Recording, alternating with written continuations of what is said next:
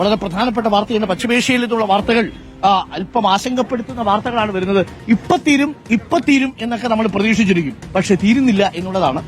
American president Donald ട്രംപിന്റെ താക്കീതിന് പിന്നാലെ US യുദ്ധവിമാനങ്ങൾ വെടിവെച്ചിട്ട് ഇറാൻ എന്നൊരു വാർത്ത വരുന്നു.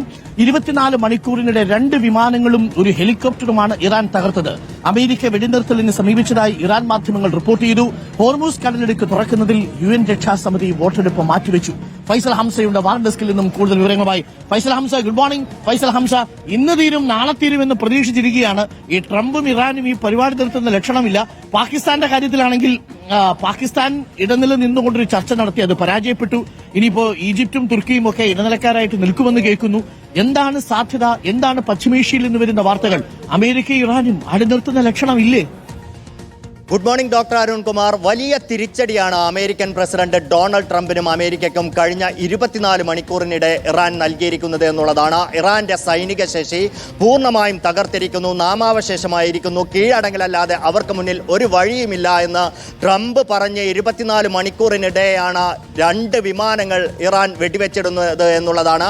ആദ്യം ഇറാൻ അവകാശപ്പെട്ടത് ഒരു F-35 വിമാനം വെടിവെച്ചിട്ടു എന്നുള്ളതാണ്. പക്ഷേ ദൃശ്യങ്ങളിൽ നിന്ന് വ്യക്തമാകുന്നത് F-15 വിമാനമാണ് വെടിവെച്ചിട്ട് എന്നുള്ളതാണ്. ഇതിൽ 2 പൈലറ്റുമാരാണ് ഉണ്ടായിരുന്നത്. അതിൽ ഒരാളെ അമേരിക്ക രക്ഷപ്പെടുത്തുകയും ചെയ്തിരുന്നു. പക്ഷേ ഒരാൾ ഇപ്പോഴും ഇറാനിലുണ്ട് എന്നുള്ളതാണ്. അയാൾക്കായി തിരച്ചിൽ നടത്തുകയാണ്.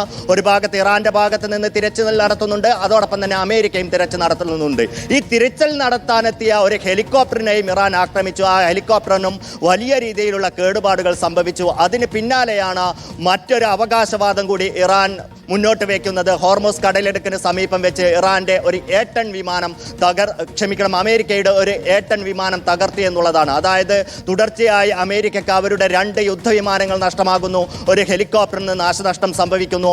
അതാകട്ടെ അമേരിക്കൻ പ്രസിഡന്റ് ഡൊണാൾഡ് ട്രംപ് പറയുകയാണ് ഇറാനെ പൂർണ്ണമായും സൈനികമായി നാമാവശേഷമാക്കിയിരിക്കുന്നു, അവർക്ക് പ്രതിരോധത്തിനോ അല്ലെങ്കിൽ തിരിച്ചടിക്കോ ശേഷിയില്ല എന്നുള്ളത്.